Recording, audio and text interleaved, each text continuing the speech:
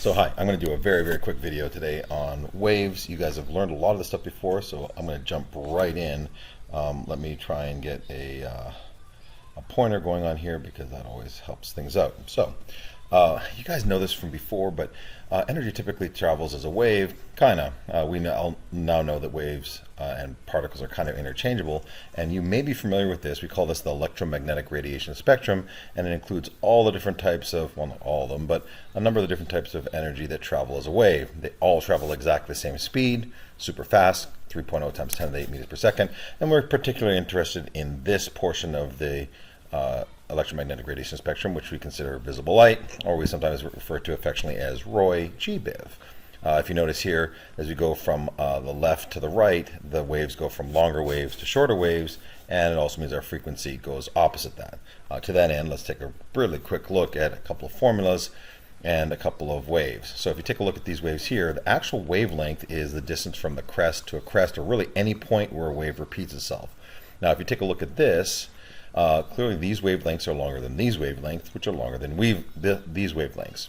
Now since all of these waves are traveling at exactly the same speed, the speed of light, it means that in this bottom wave, since the waves are a lot shorter, there's going to be more waves that pass a point per second, which means that the frequency is higher. And the equation that relates these two together is C equals wavelength times frequency. This lambda means wavelength, this nu means frequency. Why didn't they use W and F? Well, because they were taken up with work and force. So we have become pretty pro at working through these, but you should be aware that this right here, this is a constant, and it is 3.00 times 10 to the 8th meters per second. And this unit right here is in meters, and this unit here is in hertz. Now if you take a look at this, this is problematic because how in the world does a hertz cancel with a meter and a second? So let me just put the units in below here. So let's look at the units for C. If you look at the units for C, would you agree with me that it is meters per second, right? And then if I took the units for wavelength, they are meters. And if we were just to do a little bit of math and we're like, what's the only unit that could go right in here and would allow us to have seconds on the bottom? Ding, ding, ding, ding, you guessed it, we have per second. And so what you should be aware of here is the unit hertz really is the per second, or second to the -1. You should also be aware that although they'll always talk about wave or frequencies in terms of hertz, we will never ever write hertz into a problem. We'll always use this or this. True story? The other thing we can be aware of is this. Since this is a constant right here, typically what we're doing is, oh, I don't know what just happened there, but typically what we can do is we can, given one of these variables, we can solve the other, and we can rearrange or isolate either of these two. Now, I'm going to jump forward here a little bit, and I'm going to introduce you to another formula. And this is actually a really important formula because it relates energy to frequency. So here's frequency, here's energy, and this right here is a constant. I've written it down below because I did not want to write this whole thing out, and of course I just put a line through it. But Planck's constant, or H, is 6.626 times 10 to the -34th joules times seconds. Now the other thing you need to be aware of, and you may see this in a slightly different form, but this H times nu, we refer to that often as a quantum. In fact, that is how units of energy are measured. H times nu. You will see a different formula that looks a little something like this. It goes change in E equals N H nu. And what that means is this N is the number of quantums we have, and this H times nu is a quantum. Now you should notice something here. A quantum is constant times frequency. Pretty sure constant doesn't change because, constant. But frequency can change, which means that the energy in a quantum goes up when our frequency goes up. So this formula right here, E equals H nu, is one that we use quite often. If you rearrange the C equals wavelength times frequency formula to isolate nu, you'll get c over lambda. And if you take this c over lambda and plug it into this equation right here, this is how you get this right here. That's a useful equation. But the big takeaway from this is that energy, and you notice how they wrote energy of a photon. Photon is just light energy, quantum, is equal to quantums, or however many quantums n that you're passing along.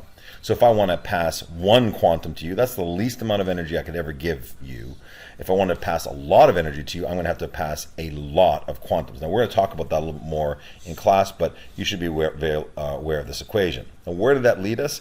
It led us to the idea that energy comes in only specific units or specific increments, which, when Bohr got a hold of that, he said this, what if I make a nucleus, and what if I say, that's my nucleus, I made a little positive sign there because, you know, nucleuses are positive, and what if I then treated electrons as moving solely in orbits surrounding the nucleus? I'm going to switch over here to my my laser pointer. And so he said, what if I have an electron right here and it's circling around, but then energy hits it and it bumps up to another energy level? Well, once it's there, it's not going to be happy and it's going to want to fall back down, but it has multiple drop downs it could have. Could it drop from the 5 to the 4, or the 5 to the 3, or the 5 to the 2? And I wish that I had realized that this was actually one of the energy levels here. So I'm going to pretend that this is just a little circle in the center where the nucleus is.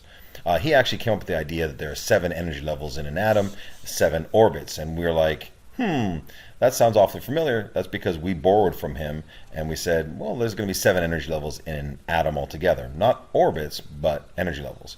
Now, what you need to be aware of is all the math that he did worked perfectly for hydrogen, because hydrogen only has 1 electron. It's kind of nice when you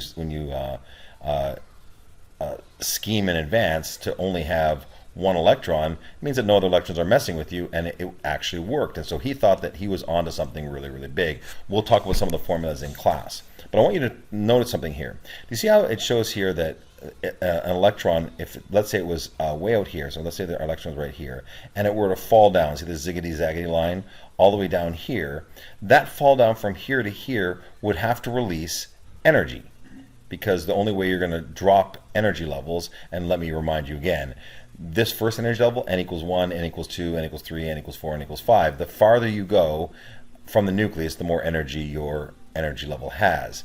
N means your energy level, or main energy level.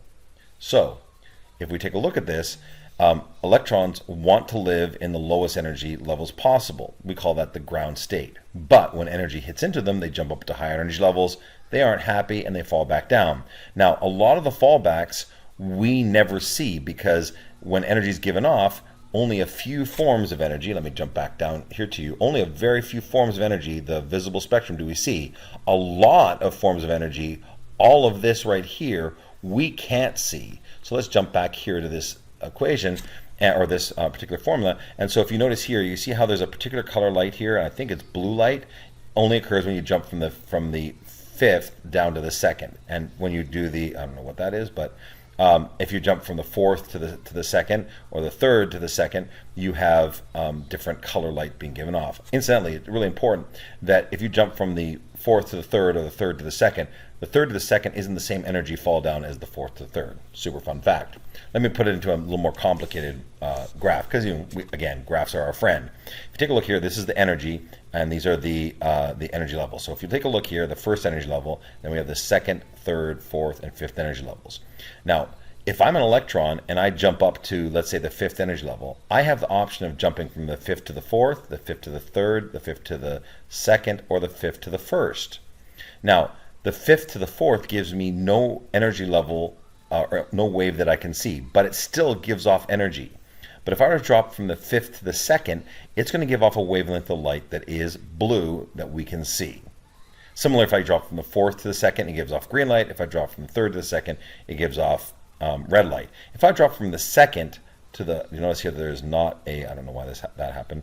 If I drop from the 2nd to the, that was a neat trick. If I drop from the 2nd to the 1st, you notice how there's no color in here? That's not because energy doesn't give off. There is indeed a lot of energy that's being given off, but that energy corresponds to a wave that we can't see. The biggest takeaway from this, from what Bohr did, is simply this. because there's only certain lights that are shown when electrons drop down, it must mean there's only certain energy levels in an atom. And that was really, really huge because it meant that energy is quantized. So this idea that energy is quantized means that energy can only occur, well, that's a neat thing, can only occur in specific increments. And that's one of the things we're going to camp on. And in fact, we're going to go in class tomorrow. We're actually going to jump into the idea of how does that play with orbitals and energy levels. So this was a very short but sweet video. Hopefully it makes a little bit of sense, and we'll talk a little bit tomorrow. See you then.